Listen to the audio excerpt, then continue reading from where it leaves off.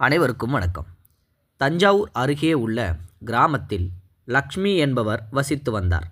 மிக இளம் வயதிலேயே திருமணம் நடந்து 5 வயதிலேயே கணவரையும் இழந்துவிட்டார். விவரம் தெரிவதற்குள் வாழ்க்கையை இழந்துவிட்ட அந்த பெண்ணை எல்லோரும் துக்கிரி அதிர்ஷ்டம் கெட்டவள் என்று அழைக்கத் துவங்கினர். வீட்டை விட்டு எதற்காகவும் வெளியே வர இயலாது. பெற்றோர் இருந்தவரை அவளை பார்த்து கண்ணீர் வடித்து கொண்டே காப்பாற்றி வந்தனர். நாளடைவில் பெற்றோரும் காலாகதியாகி அடைந்து விட்டனர். நிராதரவாக இருக்கும் உறவினருக்கு உணவிடும் பழக்கம் இருந்ததால் தூரத்து உறவினர் லக்ஷ்மிக்கு வேண்டியதை அவள் வீட்டிற்கே அனுப்பிவிடுவர். யாரும் இல்லை, பேசவும் ஆளில்லை, வெளியிலே போகவும் முடியாது. போனாலும் யார் கண்ணிலாவது பட்டுவிட்டால் துக்கிரி துரதிர்ஷ்டக்காரி வருகிறார் என்று திட்டுவார்கள். அவர்கள் செல்லும் காரியம் இவளை பார்த்தால் கெட்டுவிடும் என்று நினைக்கும் சமூக கட்டமைப்பு வேறு. அவள் விடியும் முன்பே சென்று காவிரியில் ஸ்நானம் செய்துவிட்டு வந்து வீட்டிற்குள் புகுந்து கொள்வாள். பொழுது போகவில்லை. தாயும் தந்தையும் சிறு வயதில் சொன்ன கதைகளிலும் ஸ்லோகங்களிலும் அவளுக்கு ராம நாமம் மிகவும் பிடித்துவிட்டது. வீட்டில் ஒரு ஊஞ்சல் இருந்தது. அதில் அமர்ந்து ஆடிக்கொண்டே அனவரதமும் ராமநாமத்தை சொல்லத் துவங்கினாள். சில நாட்கள் சொன்னதும் நாமம் அவளை பிடித்து கொண்டது. பொழுது போகாத போதெல்லாம் நாமம் சொல்லிக்கொண்டே இருந்தவள் எப்போதுமே நாமம் சொல்லத் தொடங்கினாள். 1000 நாமம் ஆனதும் சுவற்றில் கரிக்கட்டையால் ஒரு சிறிய கோடு கிழித்து வைப்பாள். இப்படியாக வீட்டுச் சுவரில் இடமே இல்லாத அளவுக்கு நாமத்தை சொல்லி சொல்லி கோடு கிழித்து வைத்திருந்தாள். இப்படியே அவளுக்கும் வயதாகிறது.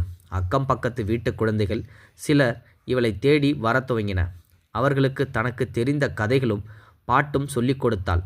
ஒரு நாள் ஒரு குழந்தை அழுது கொண்டே இருந்தது. ஏம்மா அழுவுற என்று கேட்டபோது, அப்பாவுக்கு ரொம்ப உடம்பு சரியில்லை பாட்டி, வைத்தியர் பிழைக்க மாட்டார்னு சொல்கிறாராம். அம்மா அழுது கொண்டே இருக்காங்க. சரி அழாத, இங்கே வா.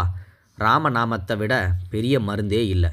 உங்கள் அப்பாவுக்காக நான் ஜபம் பண்ணி வச்சிருந்ததுலேருந்து 1000 நாமத்தை கொடுத்தேன்னு போய் சொல்லு, சரியாக போயிடும் என்று சொல்லி ஒரு கோட்டை அழித்தாள்.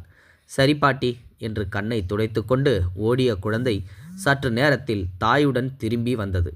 அந்த குழந்தையின் தாய் ஓடி வந்து பாட்டியின் காலில் விழுந்து, உங்களுக்கு எப்படி நன்றி சொல்கிறதுனே தெரியல, நீங்கள் நாமமாக கொடுத்த அப்படின்னு சொல்லி சொன்னீங்கல்ல.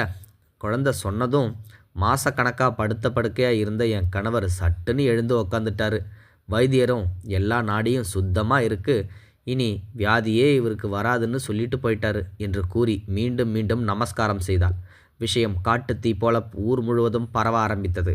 யார் கஷ்டம் என்று வந்தாலும் தாம் ஜபம் செய்து வைத்திருந்த நாமத்தின் சிறு பகுதியை கொடுத்து விடுவார்கள். அவர்களுடைய கஷ்டத்தை போக்கி விடுவாள் பாட்டி. கொடுத்ததை அன்றையே ஜபம் செய்து சமமும் செய்து விடுவாள். யார் எதிரில் வந்தால் அவசகுணம் என்று இந்த ஊரே நினைத்து கரித்து கொட்டினார்களோ அந்த தூக்கிரி பாட்டி வராமல் இந்த ஊரில் ஒரு காரியமும் தற்பொழுது நடப்பதில்லை. துக்கிரி பாட்டி மாங்கல்யம் எடுத்து கொடுத்தால்தான் திருமணம், அவள் வந்தால்தான் கிருஹப்பிரவேசம். எல்லாம் அதிர்ஷ்டம் இல்லாதவள் என்று அனைவராலும் ஒதுக்கப்பட்டவரை அனைவரும் வரவேற்கும்படி செய்தது எது? அவளை பிடித்து கொண்ட ராமநாமம்தானே என்று எல்லோரும் ராமரை புகழோடு புகழாக போற்றி தற்பொழுதும் தஞ்சாவூரில் உள்ள அந்த பகுதியில் மட்டும் போற்றி போற்றி வணங்கி வருகிறார்கள்.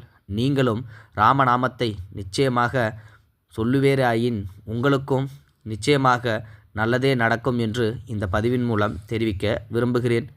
இது உண்மையிலுமே ஒரு அருமையான பதிவு தான். இந்த உண்மை சம்பவம் நடந்தது தஞ்சாவூர் பகுதியில் தான். நீங்களும் ராமநாமத்தை சொல்லுங்கள், வெற்றி அடைங்க. நன்றி, வணக்கம். இது போன்ற செய்திகளை உடனுக்குடன் நீங்கள் தெரிந்து கொள்ள மறக்காமல் எங்களுடைய சேனலை சப்ஸ்கிரைப் செய்யவும், கூடவே பக்கத்தில் வரும் பெல் ஐக்கானையும் கிளிக் செய்யவும்.